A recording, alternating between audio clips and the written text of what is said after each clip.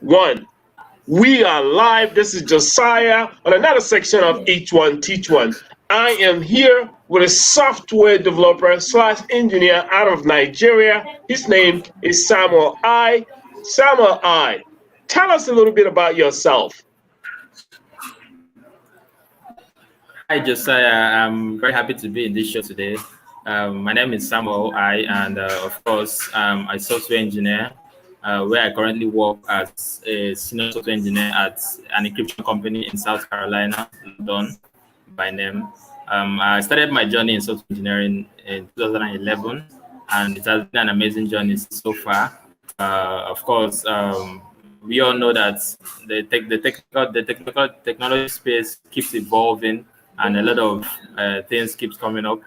So I have my skills around Java development, Java backend development, Android development, of course, Python scripting and all that. I have a degree in information technology from Federal University of Technology, Owerri, and I've had experience working with some tech companies where I helped to solve certain problems and with technology. And it has been an amazing moment. It has been an amazing journey in this tech space, and I'm glad to be here to be part of the Each One Teach One. Of course, when we hold our hands together, we can move further than when we are working alone. So I really appreciate Mr. Joe and I appreciate everyone for putting up this thing up together for us to share our ideas and our experiences.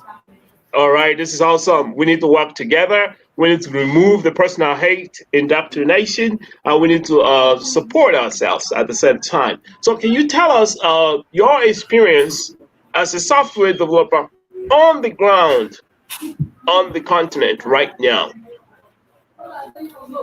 Yes, the software development today is not the same software development we had 5 years back. You can agree with me that we have a lot of evolvement, a lot of changes, a lot of new innovations that have helped software development become easier, fast, and smoother.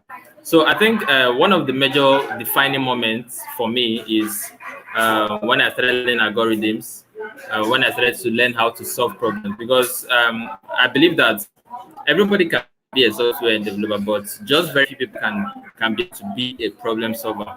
So the experience has been amazing. I've been able to garner good experience. I've been able to work with people who are able to inspire me. Of course, I've been able to improve my skill sets over the years. We have courses online like Udemy, we have Plural Sites, we have Audacity. These are all online contents that have helped me as a person to charge my career in software development. And so far so good. I'm glad to be part of a team that currently inspires me, and we work so hard to get things done. And I mean, it has been an amazing journey, and I want to encourage everybody who want to start a career in software development to do it as quick as possible, because there are opportunities for you. There is something you can do. It's something that enables you to use your intuition to help another person to solve problems for other people. No matter where you are, you can affect someone by just being a software developer. So I think it has been an amazing journey so far. Wow, awesome. You have a very exhilarating experience in your work. I really appreciate that. From what you said, you write algorithms and you solve problems. I really don't think you're a software developer. I think you're a software engineer. You write codes and you solve solutions and you make us desktop software and all of that. Not only that, you also make Yeah. mobile applications. I don't think Yes. you're a software developer. A software developer is something that follows another person's design and do and write whatever they need to write. But you actually come up Yeah. with your own designs and implement them. That's awesome. I really appreciate that. Now, the next question will be I know you talked about your education, but you never told us when you finished school. When did you finish school?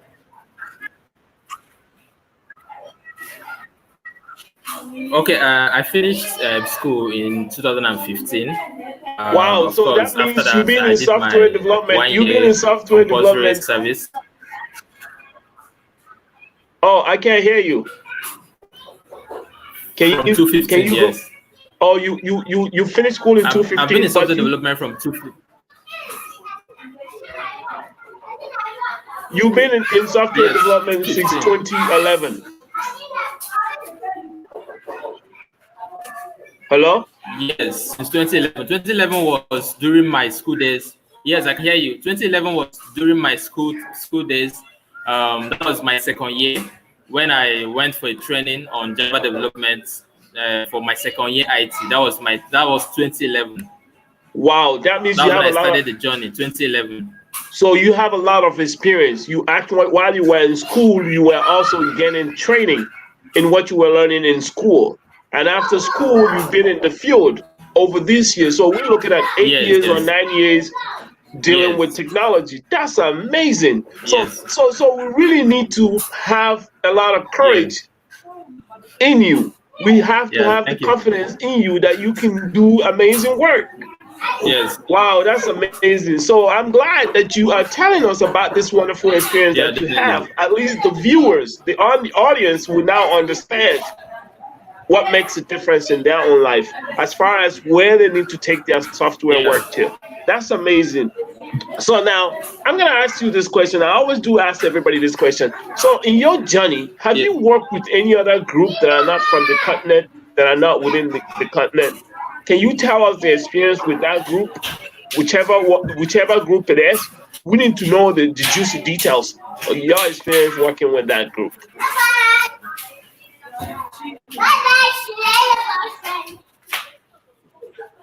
Go ahead. Yes, I've worked with some amazing talents across the globe.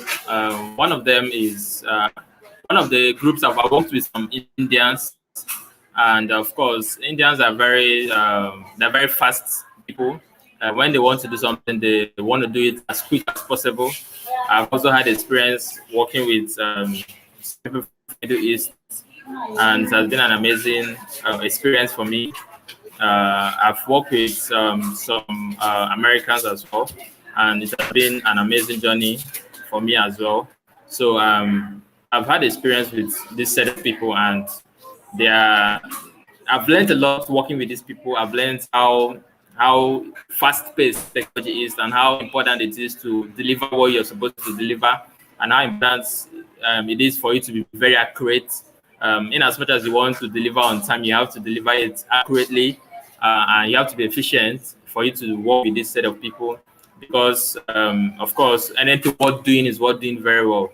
So it has been an amazing experience working with different set of people, Indians, Americans, people from Middle East, and I think it's a wonderful time, wonderful experience for me. So what do you think the youths can learn from all these groups you work with? Can you break it down? So what can we learn from the Indians? What can we learn from the American companies or people from the United States who you've worked with? Can you just put it in a one or two sentences? Okay, for the Americans, I think what we need to learn Africans is we need to document. Americans document a lot, and it helps them to always go back to what they have done before. But I think here in Nigeria, we when we want to build something, we just want to go and build it. But for the Americans, they document a lot. They first of all put it down on writing, put down their design, and they can always refer back to it to be able to solve further problems. For some Indians I've worked with, they are accurate. They are very accurate and timely. When they want to do something, they make sure it's done as quick as possible. So I think we can draw some inspiration from their timeliness, and of course encourage our youth to be a bit timely. You don't need to reinvent the wheel. There are a lot of hard work have been done in technology. You can look for some tools that can help your work be easier and faster, so you don't keep doing what someone has done before. I think for the Middle East, they are very, very patient people. From those I've experienced with, they are patient and they listen very well. They listen. I think most times we just want to push in our own idea. It's also good to listen to people, to know what they have to say. When you listen, you learn more by listening. I think these are the things we need to learn. We need to learn how to listen. We need to learn how to document. We need to learn how to work fast and accurately. So these are the things I've been able to pick up from this set of All people. right, all right. This is great. So we have to have the beautiful Americas, redundancy, the fast swiftness of the Indians, and the patience of the Middle Easterners. So you see how all this plays together very well. So as a global community, we can actually achieve a lot when we come together and learn from one another. This has been a very Yeah. interesting interview with you. I really enjoyed it. So do you really think that the continent, the youths of the continent with these kind of technological skills are ready to become a workforce in the globe? Are they ready to ship the skills anywhere else outside the continent? I think this is a very dicey question. However, I'll try to answer it from my own point of view and from what I've seen so far. When I was introducing myself, I did mention that I'm more of a problem solver, because over the years I've seen most of these foreign companies and how they do their interviews for foreign jobs. They focus more on your ability to solve problems, your intuitiveness, your ability to understand an issue and solve a problem. So, in a way, Africa is ready because we have very smart and talented people here in Africa who are very good at solving problems, who have their eyes on details, on giving to details. On the other hand, we also need to do a lot of work. We can't be comfortable at this time. We have a lot of work that can be done in Africa. One of them should be investing in our infrastructure in the form of we need to have stable internet, we need to have stable lights. These are the two things that if we can have it in Africa, then we can ship any amount of people, because most times some of the challenges the people here in Africa face is having access to the resources. But you find out that the resources are there in the internet, but most of us don't have the good internet services here in Africa. So investing in our people, investing in Africa will be a good way. At the same time, we have people who are extremely good, who can deliver at a standard level. We have companies already like Andela doing something like this, who are already shipping some Africans to the diaspora, and they are doing amazingly well. I think some other companies like TechCrunch, we have Google developer groups in local communities, and we have so many communities, tech communities. We have the Python Django groups, the GitLab, and all that. They are all working together, and Africa is really coming up in technology, and everybody needs to look out for Africa because we are coming with a bomb in the nearest future. So that is Oh it. wow. Oh wow, that's a great confidence to have in oneself.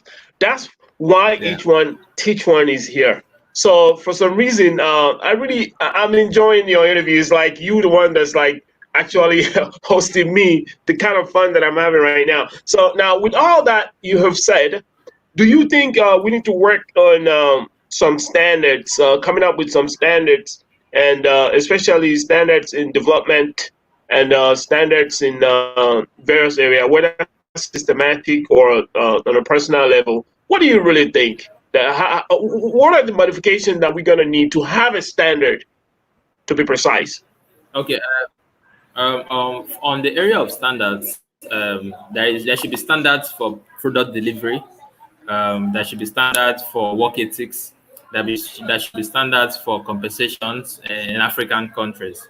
However, because Africa is still termed as a developing continent, um, some of these things are not yet available. They are not yet in place. They're not yet probably placed well. So I think I read a blog from Andela's blog some time ago, where they mentioned about the need to have standards for software engineers in Africa. And I don't think much has been done about that of late. But of course, when it comes to product delivery, for your product to have a good standard, there are certain tests you need to carry out on it to know whether, this product, does it pass this type of test, does it pass this type of test. With those tests on the aspect of product delivery. However, there are also standards when it comes to work ethics, how to pay a software developer, how to give him a good compensation, what and what he needs to work very well. These are the things. These are the standards I feel that we might be missing out in Africa, and of course, a lot of things are happening, and more works needs to be done to make the standards up and running in Africa. So I think there is a gap in that area that we need to fill in. We need to have some certifications to say, oh, this person is the right, is certified to do this job. Of course, software development is not a bit like that, but there should be a form of certifications to say, oh, this person is certified to do this person is certified to do this. If we come together and agree that we need to do this, then is acceptable for me. All right, that's awesome. I think the statement that you made that quite they have a lot of information. They pack a lot of wallop. I really appreciate it you talking about it. But somebody chimed in. Hugo chimed in, and he's saying we need to look at the infrastructure as well. I think he's right. If I'm not mistaken, he wants to join us to talk about the infrastructure aspect of the things. But I would like to ask you, what do you think about his question? He said we need to look into infrastructure. Do you think you can elaborate? You have anything to say on that? Yes. I have something to say on the infrastructure. When you're talking about infrastructure, as a software developer, you need to have a good working system. You need to have steady light, steady power supply. Unfortunately, these things have not been stabilized in Africa. We have cases where you can boast of probably 3 hours light in a day or 2 hours light in the day, and the rest of the day you have to depend on secondary source of power, which could be your generator or your solar system. So this is a big impediment for software engineers in Africa, and it delays your delivery, it delays your work, it increases your cost of delivery, it increases the stress for you, because by the time you put on your you're generating another uh, noise in the background. You're not unable to think well because of the distraction from the gen, and that is on the aspect of power.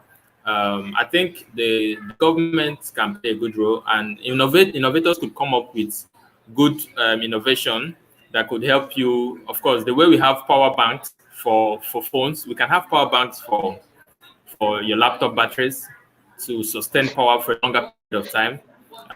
We can also have more investments in power for tech innovators.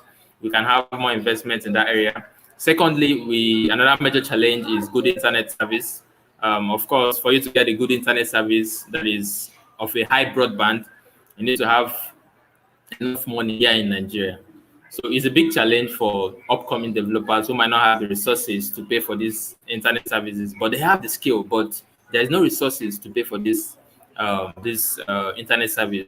So it becomes a big challenge, yeah, in that aspect. Of course, we know that there are tons of information on whatever you want to know today, but just very few people in Africa can access it because of the issue of internet connectivity. I think that is another area. That is an infrastructure that needs to be worked on. Recently, of course, we have so many Fortune 500 companies investing in Africa. You have people like Facebook, Express Wi-Fi by Facebook, and some other companies who are also making moves to come over and invest in internet. So I think with these people coming in to help to ease the burden of developers on this area of infrastructure. But I think I can leave the room to Gochuku to also give more insights on that area. All right. I think Hugo is here. If I can hear him, can you unmute yourself, Hugo, and tell us what you think on the infrastructure aspect? You're not a part of the interview. However, you raised a question which I think the viewers would like an answer to about the infrastructure. Are you there?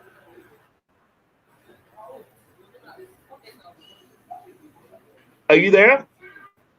Hugo?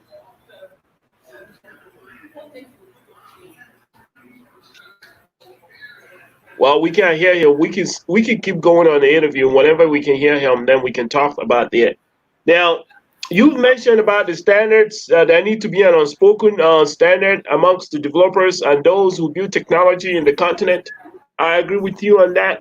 There need to be a following with the international standards like NIST, COVID, and the rest of them. Also, frameworks that's out there. Everybody works with this framework, and I think the continent should be included in it as well. And they should practice it. Like you said, we need to be steady, and we need to be fast, redundant, and patient.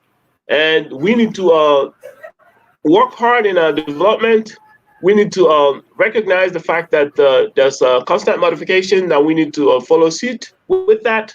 And also, we should look into infrastructure as we tag along and try to measure up with the global workforce.